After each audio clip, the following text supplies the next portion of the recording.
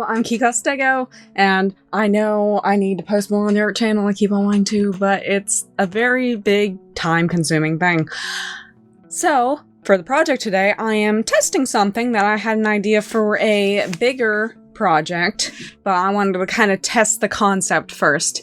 So, I want to make a rug with I-cord. So, I got the Tulip I-cord maker, which I love, by the way, highly recommend. I will try to put a link in the description for it. And 3 balls of this Red Heart Super Saver Jumbo Stripes in Neon Stripe, which is my favorite. I love this color scheme. It's so cool. So we're going to turn 3 balls of this into one giant rug. And hopefully it'll look cool. Because I just want to do a big spiral for this to kind of test the concept and perfect my methods before I go into the other project that I have that I really am excited about. So this is kind of a testy thing, so let's see how it turns out. First things first, cake.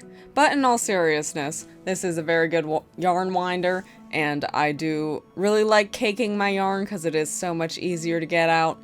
And in traditional Red Heart fashion, this one had about 8 million knots in it.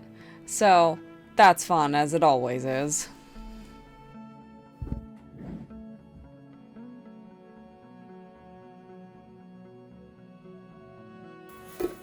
Okay, in order to start one of these things, you take your lovely cord maker and you put the string through here.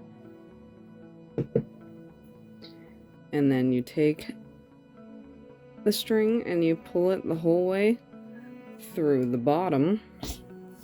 And I always attach my clip to it, which all you do is pull down a little plunger, it opens up the hole. Put the little clip on it now so I don't forget to do it and lose all my progress. And then you hold this, let the first one catch it. Make sure all these little guys, the little hook or the latch hooks are down. Make sure the first one catches it. The second one skips it. The next one catches it. The next one skips it. And they give you a little crochet hook to deal. Kind of hard with the camera in front of my face, but they give you a little crochet hook to kind of help you because those are sharp, and I have stabbed myself several times with it. Okay, so you got all that down. Now you make sure that each one is actually getting pulled through for a little bit. And you make sure that that weight's free hanging, because that's what's helping it get pulled through. Like right there kind of got a little messy.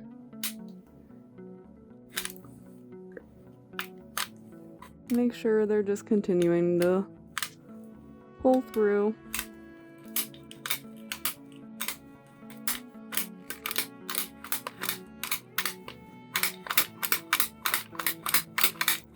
Once you feel like it's going pretty good, you can start cranking harder. Sorry, it's really hard to keep it steady for a camera.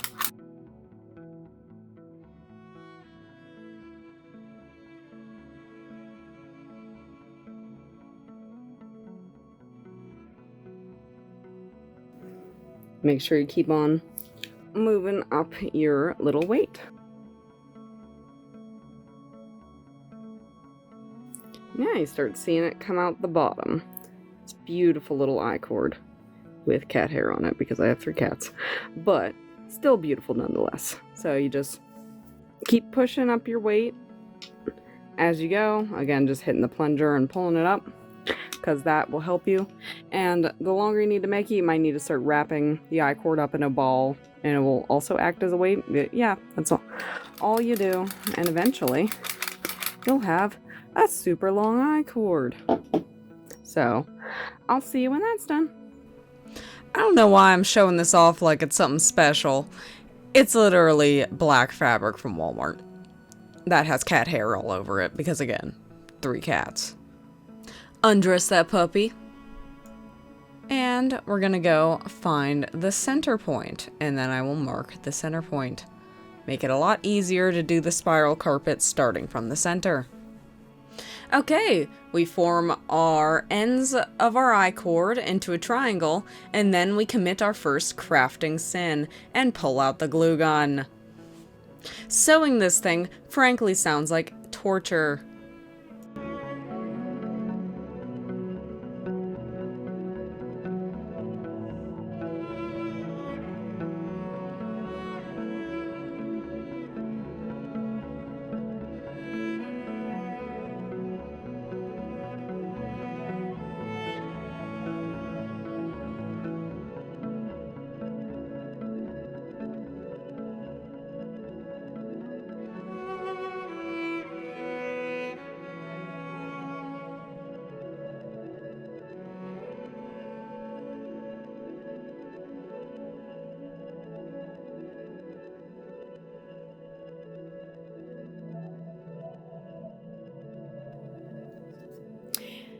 After burning myself approximately 87 times during that montage, it's finally time to cut the fabric, and we're going to cut it relatively close because what I'm going to do is crochet a border for it.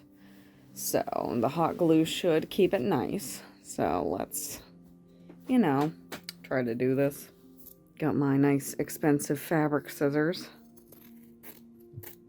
I'll just cut as close as possible, because I'm probably going to do that border like I talked about, and that'll cover any little mistakes. Oh, this is going to be a pain in the butt to actually try to get. And then I have the issue of the end right here, which I probably should get rid of a little bit of that one in the middle and try to make it straight as possible. But that could be a problem for a little bit from now. I never trimmed that, and the border was a mistake. Okay, now the extra bulk fabric is gone. So we can flip around and show you what it looks like on the other side. It's kind of like wrinkly, but at least it's like together. So I don't think that's bad. My cat was in here. Yeah, there's some spots that are kind of coming up, which I need to re-glue back in place, which I will do when I do the border. But my cat came in here, was rubbing his little face all over it.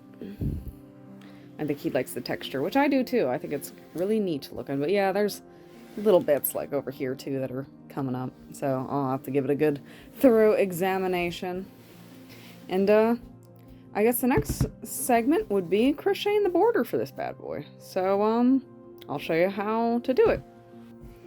Okay, for the demonstration of how I'm gonna do this for the ribbing, I got this tan yarn because it's convenient.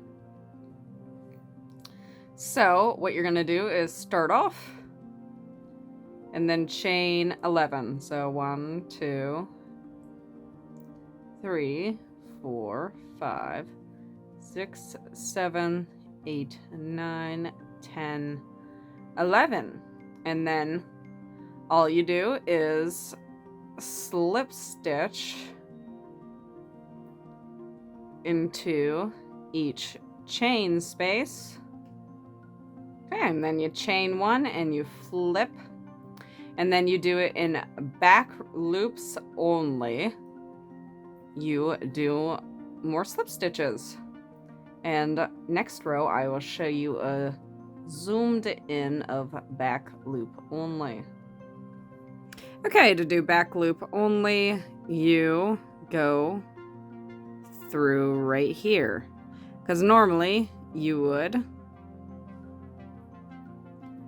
go through the entirety of the stitch, but you just want to go in the back for this one, and slip stitches just bring it straight through. No fancy footwork needed.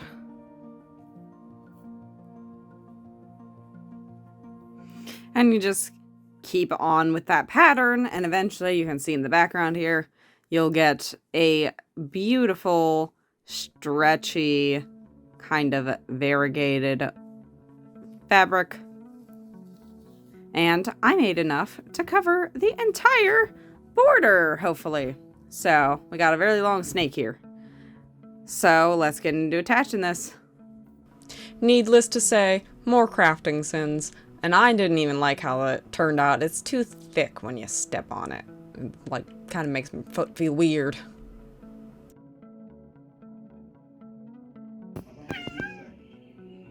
You like the rug, buddy? Since Enzo can't speak for me, I guess I will. Overall, I don't hate the project. I like it. It's still outside my art room door, which I'm displaying here, which my husband made that sign. I love it very much. But I don't hate the rug. It definitely has its flaws. I don't really like stepping on the corners, but hey, live and learn. We can only go up from here as far as the I-cord rugs. But yeah, if you somewhat like this, like, comment, subscribe. I got plans for the future that will hopefully come to fruition. I know it takes me a while, but I'm hoping one of these days I can, you know, not having real a job I don't want. So help me out if you can. Thank y'all for watching. Bye.